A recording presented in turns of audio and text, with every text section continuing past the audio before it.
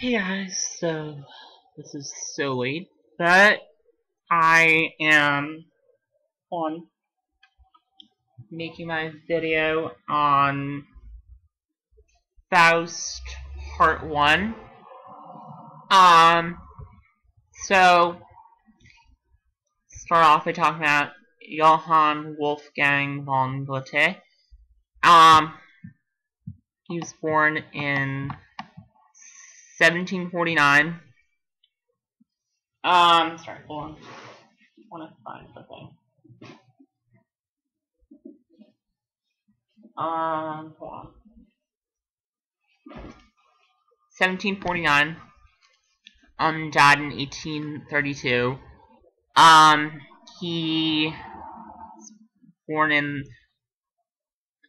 Frankfurt, in the Holy Roman Empire. Died in Weimar, which is the German Confederation. Known for being a poet, novelist, playwright, natural philosopher, a diplomat, and a civil servant. He was known for the literary movement, the Weimar classicism. Notable works include Faust, The Sorrows of Young Werther, Wilhelm, Meister's Apprenticeship, Elective Affinities, Prometheus, Zur, can't pronounce German, Farbennier, Italienisch, Reis, Westlicher, Dwayne, can't, sorry. He was living in, a lot of his poems were actually set to, composers including Mozart, Beethoven, Schubert, Schumann, Brahms, Wagner, Wolf, Mahler.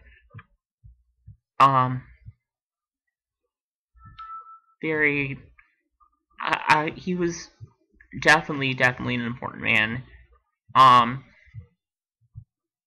Right up there with Shakespeare. I mean, as a playwright, he's pretty much just known for Faust.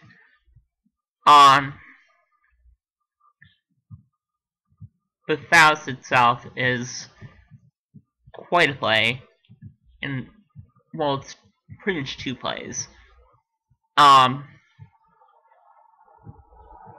It is, I read somewhere it's up to 21 hours, which is a huge deal. Pretty much up there with, what's it called? Works cycle of mystery plays. This is based on the Faust myth, which I talked about, in Dr. Faustus making a deal with the devil. This was a closet drama, not initially meant to be performed. However, let me look up the performance. Okay.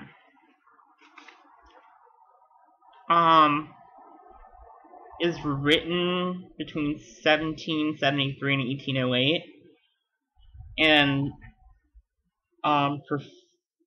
performed around 1819 as a private performance. Public performance 1829. And then published as a fragment 1790, and then whole 1808.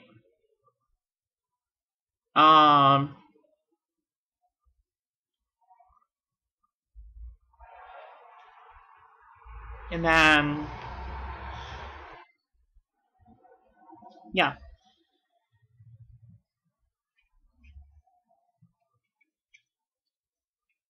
This is a cast of 18 men and 4 women, including 4 choruses and many extras.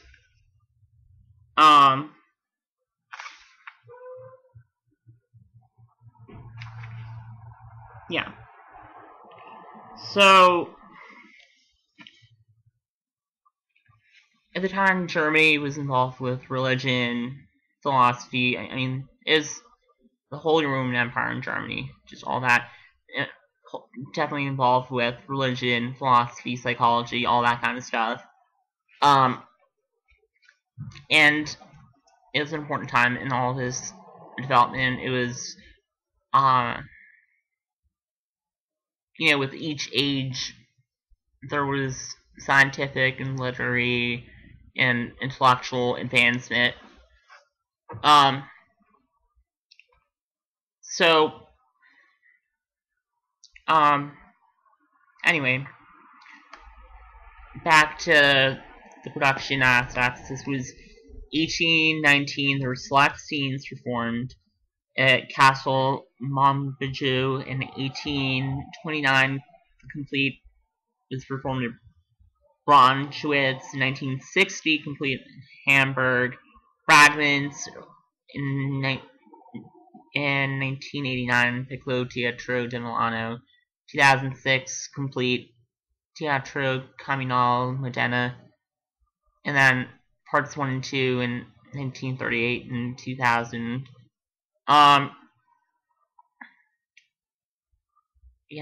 Weimar Classicism Tragedy. So, let's get into the plot of this way, because this is a really long plot. So, in the first scene we have the director, writer, and actor pretty much arguing over the purpose of theater. And in this next scene, I mean, these are prologues. These first two scenes are prologues. You have the story of Job being told pretty much in heaven between God and Mephisto, aka the devil.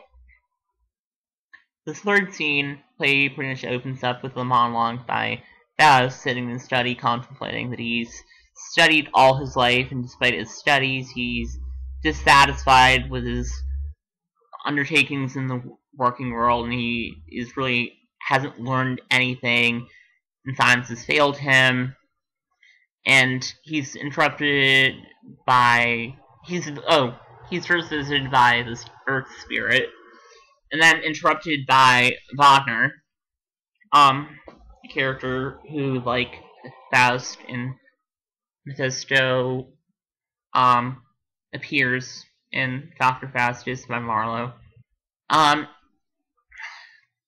And Wagner is the scientific type, pretty much. And he, in Faust, on the other hand, is emotional, and he's attracted to divine learning. And after Wagner leaves, Faust picks up like this vial of poison, and he contemplates suicide. For the next scene, Faust and Wagner take a walk in the town, and people are celebrating Easter, and these people hail Faust because he recognizes his father, but he's in a bad mood. And Faust reveals to Wagner what is going on, and they see this poodle, who they don't know is Mephistopheles or Mephisto in disguise. And then when they return to their room, the dog follows, and then Faust translates the Gospel of John, and he has difficulty and can't determine the first sentence. And then eventually, as he's translating this, the dog goes crazy and becomes monstrous, and then Faust attempts to repel it with sorcery, and then the dog transforms itself into Mephistopheles. So, in the disguise of a traveling sorcerer. I mean, not sorcerer, sorry, scholar. As so is confronted by Faust's identity, Mephistopheles proposes to show Faust the pleasures of life. And at first, Faust refuses, but the devil draws him a wager, saying that it'll show Faust things he's never seen. And And then here's the Court of Angels, which we see in Dr. Faustus. We see the good angel and the bad angel saying he shouldn't do it. He signed a pact in which he no longer wishes to strive, and he can win Faust's soul. Anyway, and the rest of this Faust and Mephisto go through the small and great world. Specifically, the small is like Faust's world, pretty much. They go to Orbach's cellar, and it's a tavern where Faust is bored and is just got disgusted by the drunken revelers, and Mephistopheles realizes his first attempt to lead Faust to ruin is aborted, for Faust accepts something different. Mephistopheles takes Faust to see a witch later, who, with the aid of magic, potion brewed under the spell, I think it was hexen something, turns Faust into a handsome young man, and then Faust sees an image of Helen of Troy in the mirror and falls in love. So she appears, and this is without the intervention of Mephistopheles. In contrast to the previous scene, where men behave like animals, here the animals behave like men. And by animals I mean lemurs. So Faust spies on Marguerite, known as Gretchen, on the streets in the town, and demands Mephistopheles procure him for her. Mephistopheles foresees difficulty in this due to her uncorrupted nature, and he leaves jewelry in her cabinet, arousing her curiosity. Marguerite brings the jewelry to her mother, who's wary of its origin, and donates it to the church, much to Mephistopheles' fury.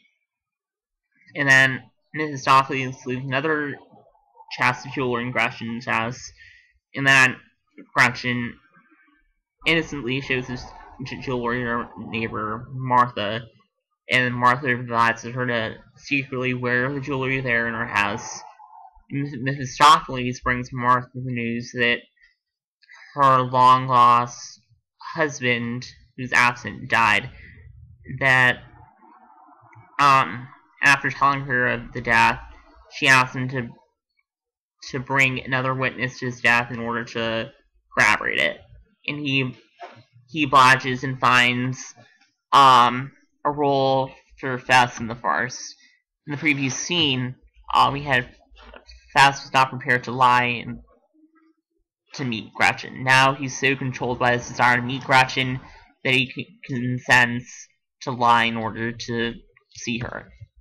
So, at the garden meeting, Martha ironically flirts with Mephistopheles, and he's at pains to reject her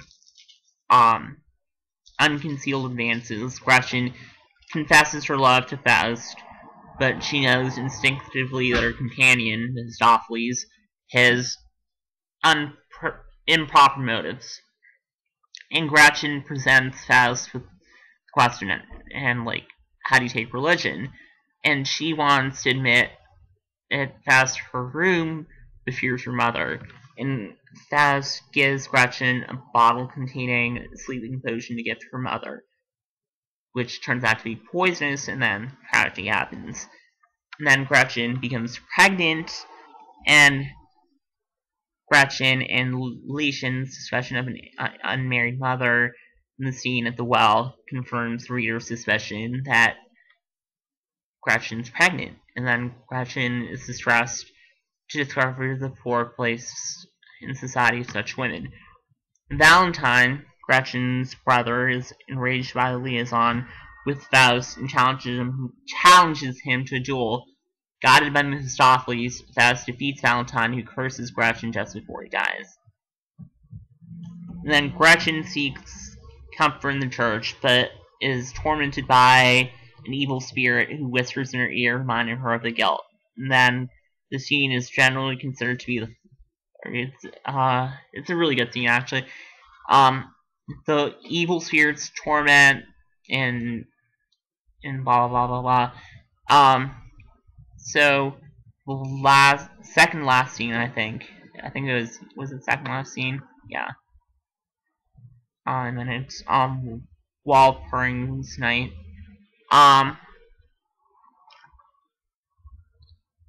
It was when Faust and Mephistopheles is costumed as a junker and draws Faust in the plane of love to distract him from Gretchen's fate, and lures Faust in the arms of the naked young witch, but he's distracted by the sight of Medusa, who appears to him in his image. And then Gretchen has drowned the newborn child in her despair and has been condemned to death in consequence.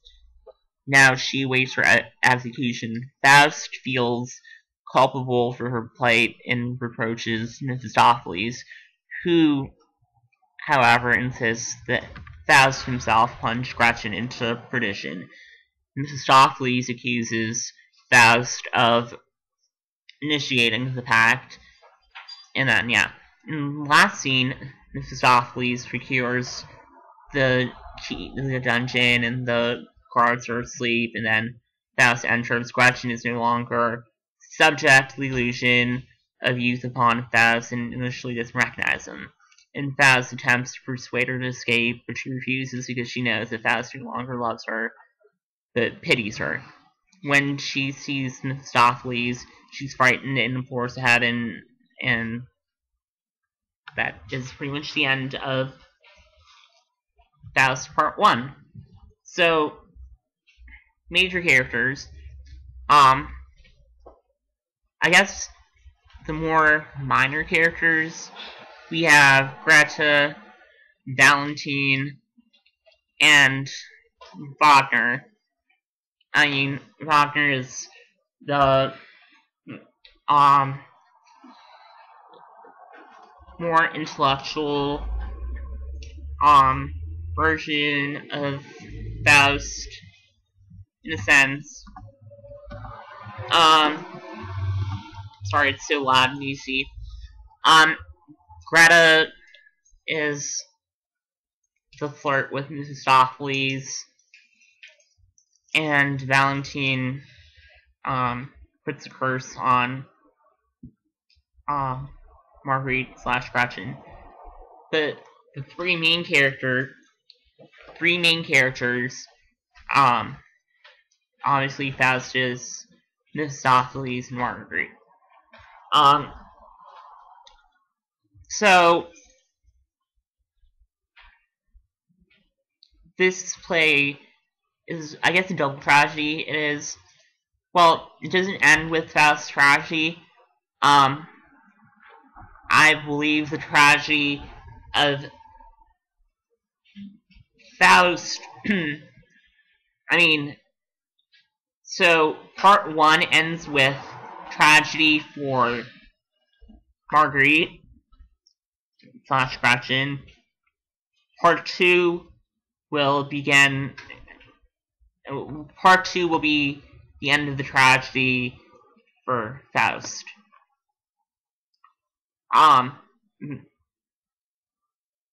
So,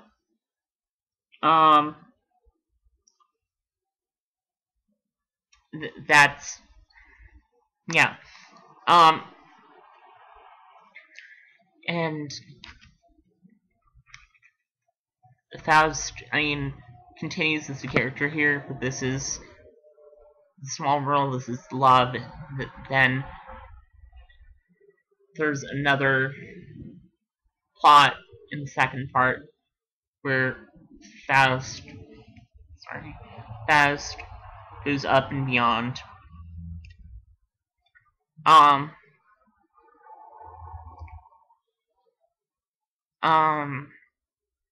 So selling your soul to the devil, obviously, a theme, and as is sex in this play, lust. We didn't have as much sex. We had Helen of Troy, obviously. We more had riches and knowledge. And Dr. Faustus here with Helen of Troy and with Marguerite. That's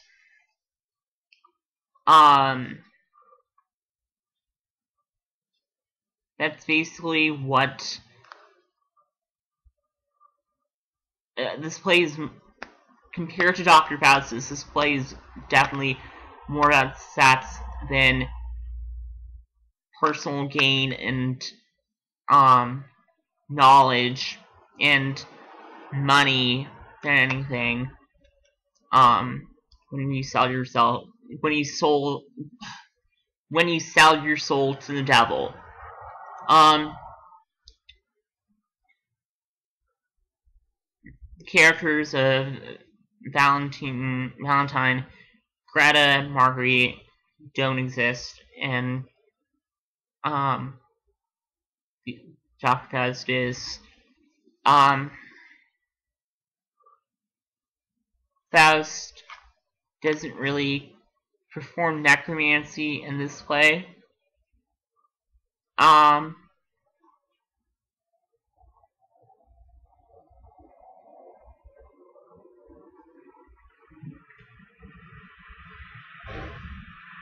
The structure is different compared to Dr. Faustus.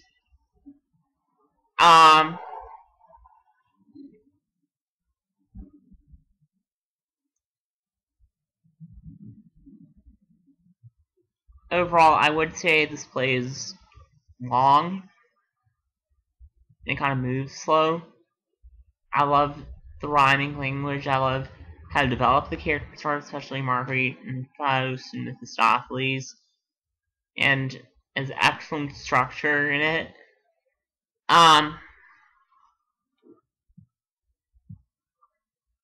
Much stronger than part 2.